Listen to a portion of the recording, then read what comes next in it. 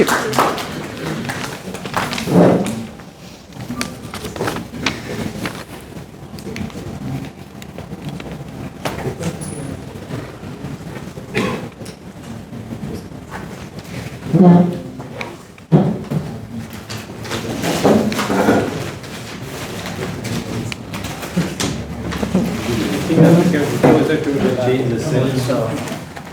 This one, No, this one.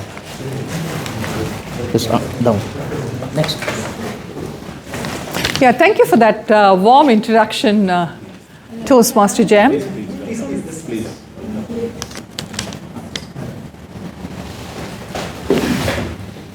Thank you for that very warm welcome. And if you ask me, evaluations is definitely one of my favorite things I have done in this club. And I'll give you my personal perspective as well as part of this education session. Yes, and her introduction does make me feel very old. And I realize how long I've been there in this country and as a Toastmaster as well. If the country has celebrated 53 years as its birthday, I dare not say how old I am. Anyway, so I got that. So the art of effective evaluation. So what is it about evaluation that we need to keep in mind? Quite often guests and new members believe that there are some who are superior or senior, and they are the ones who evaluate the ones who are junior. Because you see, in the corporate structure, we are so used to this hierarchy, we just can't get our heads around the fact that everyone is an equal, really. You know, from a learning perspective, every one of us is an equal. And while you might think, oh, she's been around for 20 years as a Toastmaster, she has sort of aced it, the answer is no. Okay? So it's a continuous learning journey. And that's partly because we are all package deals, right? Because some things come easily to some people. Like Alvin, you drop him here, you know, he'll turn left, turn right, and he'll be cracking a joke, okay? If you put me on the stage here, I struggle to bring humor into my conversations. I'm a lot more relaxed now than what I was. So, so there are no teachers. We're all equals, and that's the beautiful part of it, because we suddenly realize that there is so much to learn from every individual. I have learned from youngsters. In fact, this club has benefited from youngsters. If you see all this social media activity that is happening today, we never did that when we were the ExCom members. There is a lot more energy that comes in when people are younger. And you would think that, oh, as you grow senior, you know more and you can do more than a youngster. So what it changes our mindset about who we are as people, and I think it makes us into a better version of ourselves. Yeah. So what are the evaluators' primary objectives? Okay, one is, we might always think that we have to criticize the speech. Okay, this is not a criticism of the speech, because a critique sounds a little negative in my mind. So it is not as much a criticism as much as it is about active listening. And trust me, that is something we don't do so easily in our lives, on a day-to-day basis. Listening really, really actively, where you are present, you shut the world out and you are with that speaker. That is a practice which has helped me tremendously, because you actually take it to the remaining part of your life as well. So you are actually here to motivate the speaker to come back to the stage. That is your primary objective. Okay? Your primary objective is to bring the speaker back, especially the speakers who are doing their first speech or their cold icebreakers and so on. That is a primary objective. So before and during the speech, what I like to do is, first we are requested to read the project objectives even in the session. But before that, it's a good idea to actually read it offline and actually speak to the speaker. Okay, and ask him or her, especially the advanced speakers, is there something they want you to focus on? Okay, so for some speakers, it will be the movement on the stage. For some speakers, it's whether they are stammering or not, and they will confide with you that this is what they are trying to work on.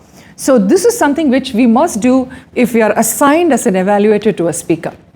And finally, keep your notepad and pen ready for note-taking. Because why do we talk about notes? Because when we listen, we can't remember as much.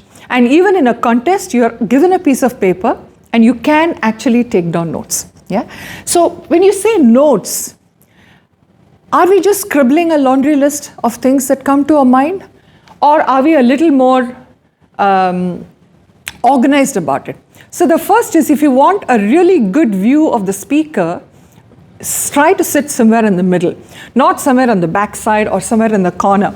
I think this is a small room, so it doesn't make as much a difference. But when you go into the larger contest, like the area contest and the division contest, imagine a large auditorium like what is there in the higher colleges of technology. You can't even see the people, yeah? It's such a big auditorium. So you must find yourself in a place where you can actually connect with the speaker, reasonably easily. And what I do is, when I'm listening to the speaker, whatever comes to my mind, saying, wow, what a beautiful thought, or how well he has put it. Look at him moving so easily. Oh, he's smiling so well.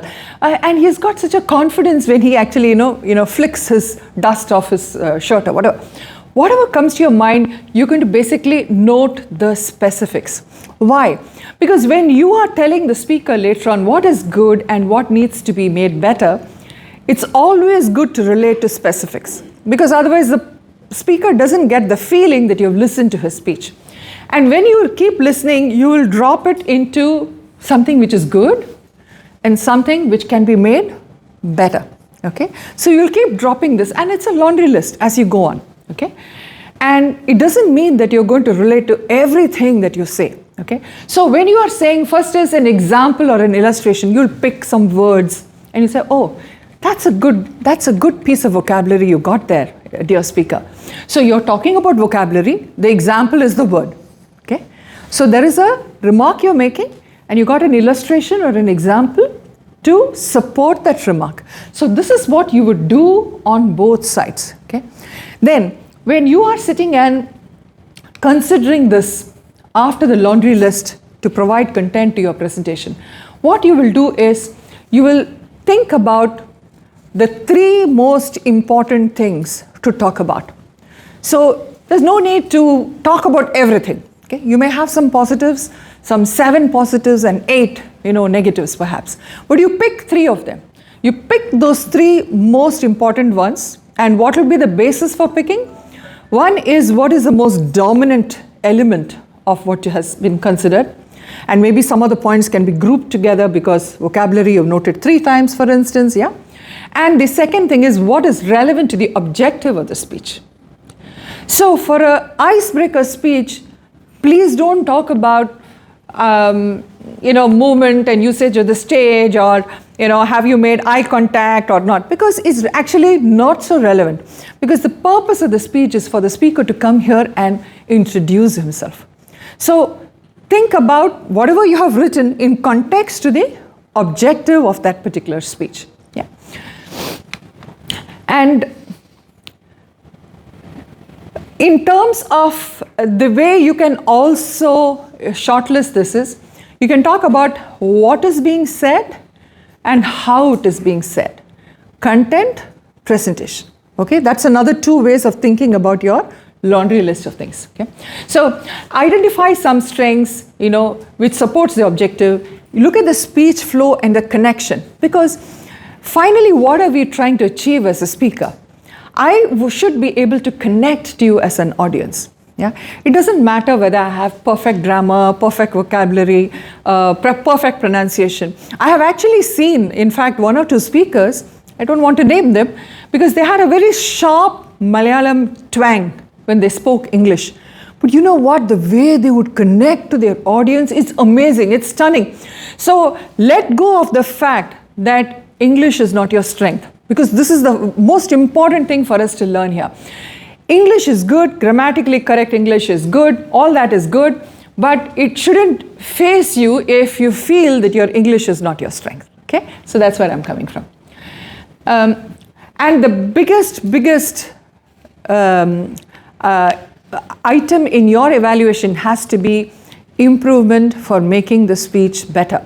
When you go forward, and I'll show you how the evaluation is done in the judges' ballot, a good bit number of points come in if you are giving useful and actionable insight to how to make their speech better.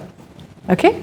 Useful and actionable. So you don't just say, yeah, I think you should do this ABC. You also find out what is the strength the speaker has got which he can use or leverage to do that ABC. Okay? So you sort of give him a path of how he can actually execute this, what you want him to do for the next speech. And finally, of course, you've always got to be positive. And while being positive, don't paraphrase or repeat the speech. We don't want a summary of the speech. Okay? So this is a mistake which many newcomers do. Okay? We try to say, you said this, then you said this, then you summed this up. And no, we don't need to hear the speech again. We don't want a summary of the speech because all of us have heard the speech. Yeah? So what you're basically going to do is to identify and give insights onto how the speaker could do a better job for next time. If this is missing, then you're completely lost the purpose of doing a good evaluation. Is it clear? Okay.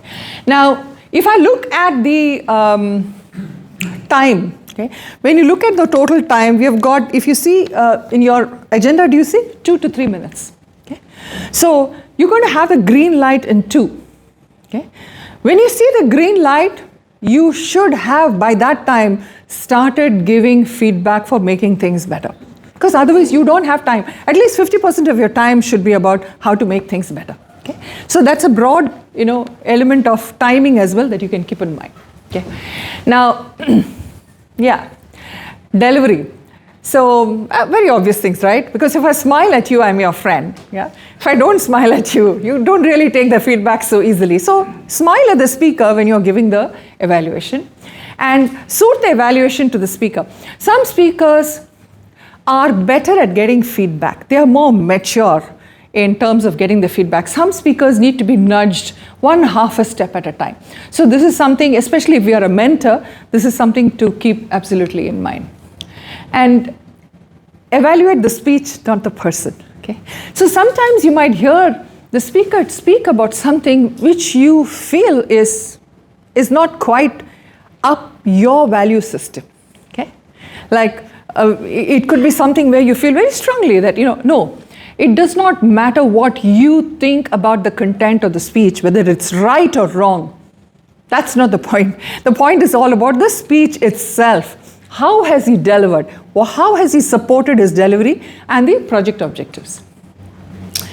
And the most important thing is finally to nourish self-esteem. I think this is the primary objective of not just evaluations, right? We are here as a community to support each other. And that is the best part of evaluations. And you know what? When you practice these 4 things, guess what happens? Okay? You actually become a more kind-hearted person. Okay? So I have actually done evaluation and taken the evaluation techniques like the sandwich technique. You got the evaluation of giving the positive and then the, say, okay, and again ending with the positive. So there are different techniques that we can use. And I've actually used this in performance evaluations in my organization, okay? Because it becomes so much a part of you, okay? And you use this even when your son comes back and he has broken off with his girlfriend, for instance. Or you'll end up using it in all crazy situations you wouldn't even imagine. So while your journey in Toastmasters starts off with those, initially for us, it was those 10 project speeches which gave us the CC, and then another 10 leadership things which gave us the CL. While it starts off with that way, afterwards you suddenly find that what you do in Toastmasters starts affecting your life and vice versa. Okay? And this is something which I have really, I've really experienced this. So in terms of language, now this is common not just for evaluations. It is even an element when you're doing any negotiations. How many salespeople here? How many project managers? Okay, what is the single most important thing? Rule number 1 for any negotiation. Never use the word you. Okay?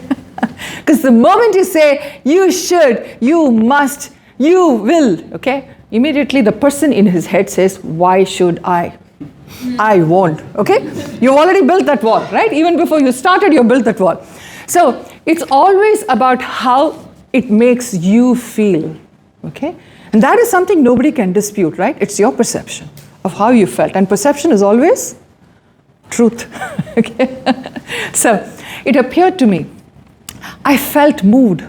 I think your next speech will be stronger if you could apply A, B, C. Okay? A technique that I have found helpful. So you're always bearing the fact of respect for the person who has come ahead and spent so much of his time preparing and coming to speak.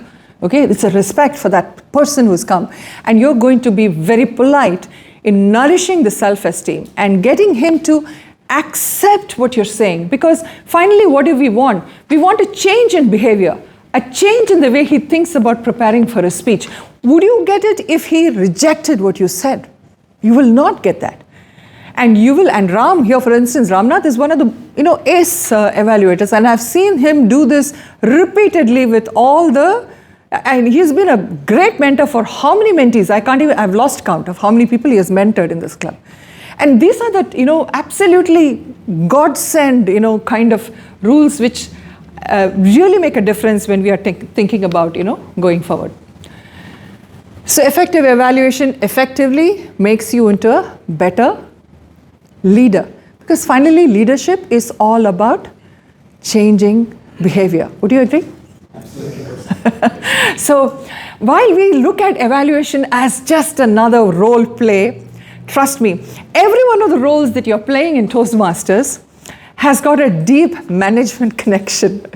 And I'll come to the other roles later on in future feedback sessions.